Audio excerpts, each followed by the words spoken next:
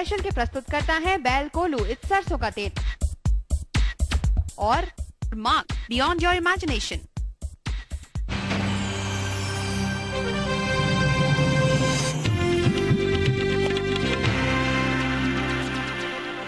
आप देख रहे हैं 7 स्पेशल। मैं मोनिका क्षत्रिय हूँ।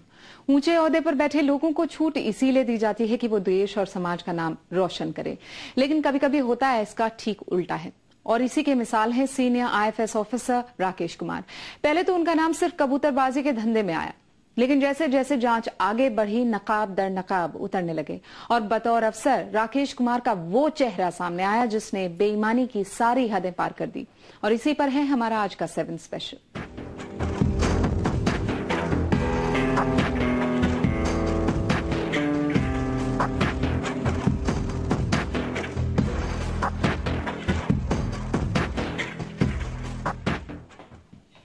उनका नाम कबूतरबाजी तक ही सीमित नहीं है। IFS राकेश कुमार घपलों की फेहरिस्त इतनी लंबी है कि आप भी हैरान रह जाएंगे।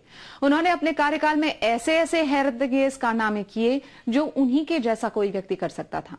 उन्होंने एक ऐसा फर्म को पैसे दिलवाए जिसका कहीं कोई अता पता नहीं था। उन्होंने मीडिया कवरेज के लिए जिस एजेंसी को पैसे दिए उस एजेंसी का भी कोई अता पता नहीं था। यानी सरकारी पैसा, आपका हमारा पैसा किसकी जेब में गया ये सिर्फ राकेश कुमार जानते हैं। इस बिल को जरा गौर से देखिए। ये बिल रणबख्शी कम्युनिकेशन के हैं, जो भारतीय सांस्कृतिक संबंध परिषद यानी ICCR को भेजे गए। ICCR ने रणबख्शी कम्युनिकेशन को एक कार्यक्रम के मीडिया कवरेज करवाने का काम सौंपा था, जिसके एवज में उसे 3,78,000 रुपए का पेमेंट किया गया। इसी तरह राकेश कुमार के कार्यकाल के दौरान रणबख्शी कम्युनिकेशन नाम की इस फर्म को 20 लाख रुपए से अधिक का पेमेंट किया गया। लेकिन दिलचस्प बात तो ये है कि इतनी बड़ी कंपनी रणबख्शी कम्युनिकेशन के बिल पर उसका जो पता दिया गया है वो ही गलत है। ICCR के लिए मीडिया पब्लिसिटी देखने वाले रणबख्शी कम्युनिकेशन के दफ्तर का पता तो यही दिया हुआ है, लेकिन यहाँ पिछले 10 साल से गंगा पॉलिस्टर नाम की कंपनी चल रही है और रणबख्शी कम्युनिकेशन नाम की कोई कंपनी यहाँ वजूद में नहीं है। आखिर कहाँ गई वो कंपनी रणबख्शी कम्युनिकेशन जिसकी मदद से राकेश कुमार ने सरकार को लाखों का चूना लगाया? इतने दिनों में कोई भी ऐसा मौका नहीं आया जब दिए गए पते की तहकीकात की जा सके। ये नाम तो यहाँ के लोगों के लिए भी एकदम नया है। 2006 में तो वही है शुरू से मतलब जब से बना तब से। इस बारे में पूछे जाने पर रणबख्शी कम्युनिकेशन के मालिक रंजन बख्शी के पास कहने को कुछ भी नहीं था। चोरी पकड़ी गई, सो कैमरे के सामने बात करने से मना कर दिया। लेकिन फोन पर हुई बातचीत में वो इस बात से साफ मना करते रहे कि उन्होंने राकेश कुमार के साथ मिलकर कोई घपला किया है। अलबत्ता ये जरूर कहा कि प्रिंटिंग की गलती से बिल पर यह पता छप गया है। एक ऐसी गलती जो बार बार हुई और किसी ने ठीक कराने की जहमत भी नहीं उठाई। वैसे वो इतना तो मानते ही हैं कि विशाल चैम्बर्स में रणबख्शी कम्युनिकेशन का दफ्तर कभी नहीं रहा। नीलू रंजन, चैनल 7, जिंदगी लाइव। और घपले की अगली कड़ी में राकेश कुमार एक कदम और आगे निकल गए। पिछली बार तो पता ही गलत था, लेकिन ICCR के तमाम प्रकाशनों के लिए उन्होंने जिस प्रेस को छपाई की जिम्मेदारी सौंप रखी थी उसके पास खुद का प्रिंटिंग प्रेस तक नहीं था। राकेश कुमार कानून की पेचीदगियों को अच्छी तरह समझता था और उसने इस जानकारी का बखूबी इस्तेमाल किया, यानी कानून वाला कानून को तोड़ने वाला बन गया। ये पब्लिकेशन है भारतीय संस्कृति संबंध परिषद यानी ICCR का। इसे आकृति प्रिंटर्स नाम के एक प्रिंटर ने छापा है। आकृति प्रिंटर्स को ये काम तब मिला जब राकेश कुमार ICCR के महानिदेशक थे। शायद इसकी वजह से ही ऐसा मुमकिन भी हुआ। आकृति प्रिंटर्स का काम नोएडा से लगे दिल्ली के ईस्ट एंड अपार्टमेंट के एक फ्लैट में चलता है। जब हम इसकी तलाश करते ईस्ट एंड अपार्टमेंट के 25/403 नंबर के फ्लैट तक पहुंचे तो इसके मालिक ने दरवाजा खोलने से कर दिया।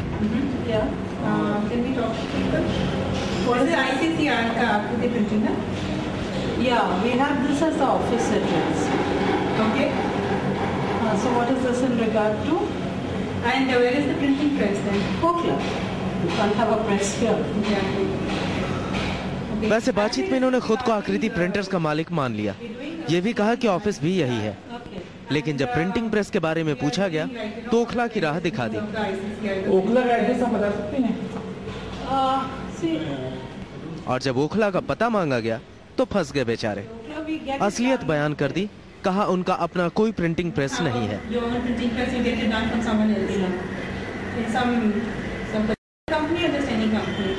राकेश कुमार के डीजी रहने के दौरान इसी प्रिंटिंग प्रेस से आईसीसीआर की सारी मैगजीनें और सारी किताबें प्रिंट हुआ करती थी। नीलू रंजन, चैनल 7, जिंदगी लाइव। आकृति प्रिंटर्स हो या रणबख्शी कम्युनिकेशन, राकेश कुमार ने अपनी जानकारी का बखूबी इस्तेमाल किया और इस तरह के कॉन्ट्रैक्ट्स जो मौजूद ही नहीं थी कंपनियां उनके हाथ में दे दिए। राकेश कुमार के कारनामों का ये अंत नहीं है। क्या थे और कारनामे बताएंगे कुछ देर में। चलती रहेगी जिंदगी लाइव।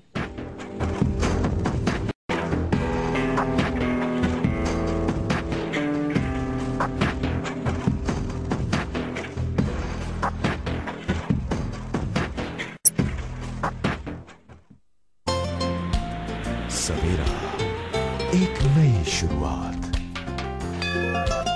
दिन भर की हलचल, उमंग और उत्साह भर देते हैं दिन में कई रंग। गुड मॉर्निंग 7, सोमवार से शनिवार सुबह 7 बजे और रविवार 8 बजे। गुड मॉर्निंग 7 के प्रस्तुत करता है DLF building India, cool mountain USA flavoured soft drink and package drinking water, Pantene बालों का टूटकर गिरना कम करे, पैंटीन हेयर फॉल कंट्रोल, और MDH मसाले, असली मसाले सच सच MDH।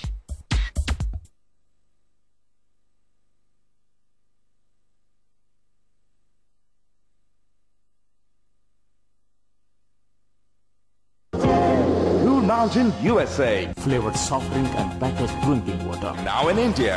Cool Mountain. Are you thirsty? Sambar मसाला हो या चने का मसाला, कसूरी मेथी या देगी मिर्च, असली मसाले सच सच MDH। The government has to be by the people and for the people. हक चाहिए तो जिम्मेदारी लो। जब सिस्टम ही करप्ट है तो क्या कर सकते हैं। न्याय चाहिए तो न्याय करो। आम आदमी के पास न पावर है न पैसा, पर सबको है अधिकार। बोलो।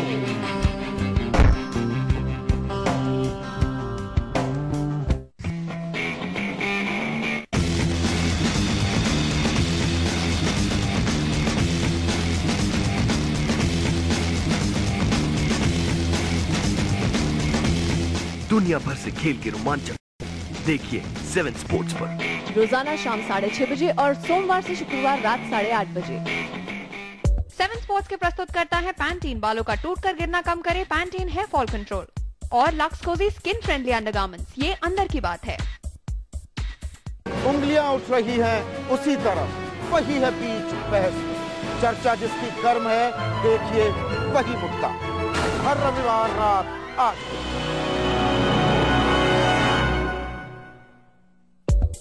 मुद्दा के प्रस्तुत करता है DLF बिल्डिंग इंडिया और cool mountain USA flavoured soft drink and package drinking water.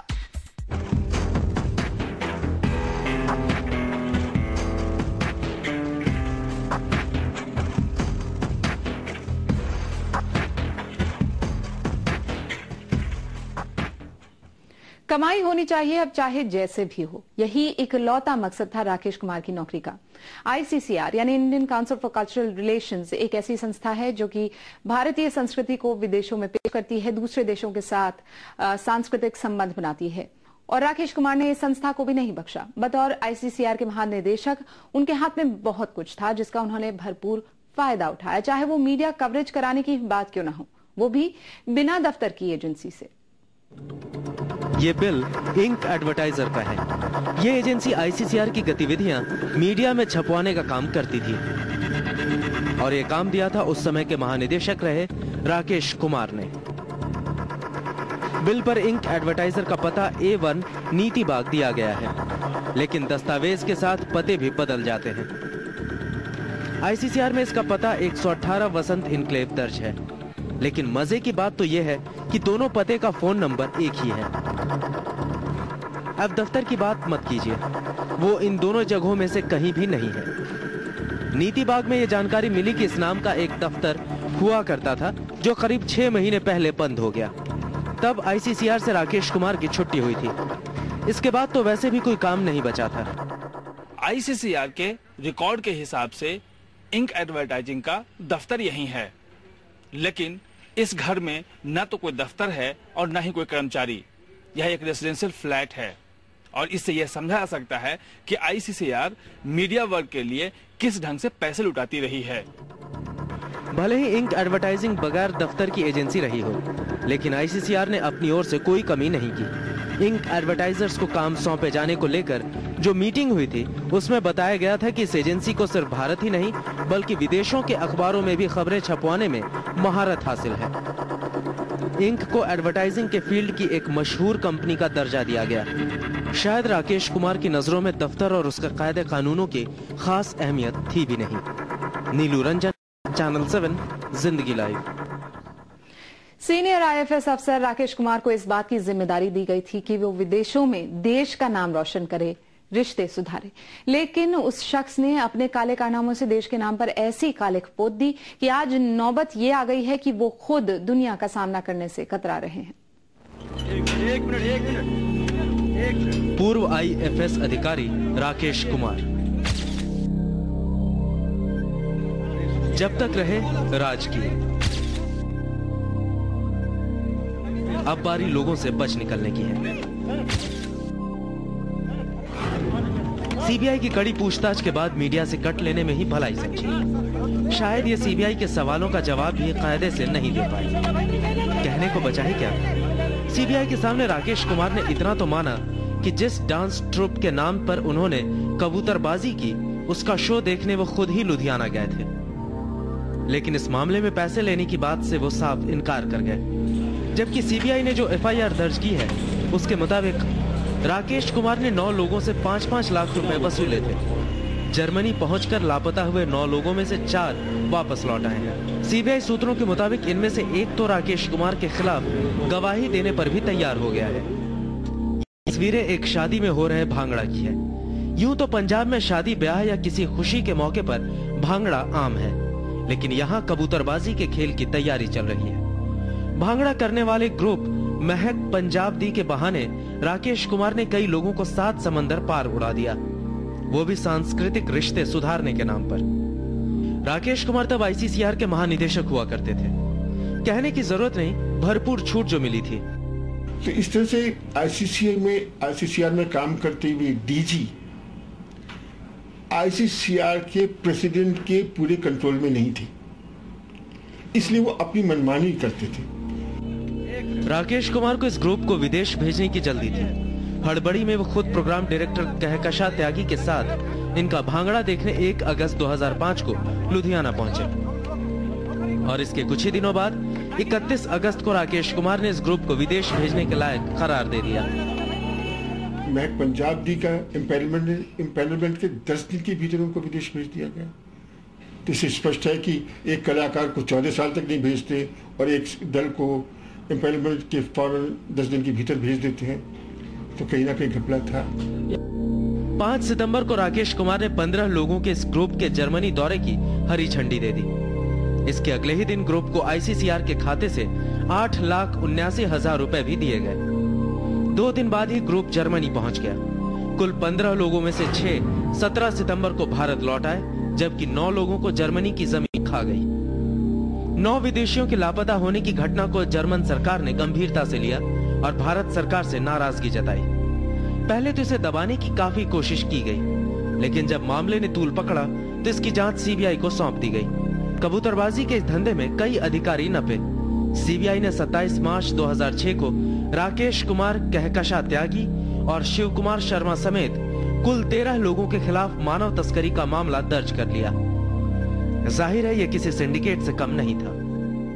काफी लोग इसमें शामिल हैं और काफी लोगों की मदद भी करी है।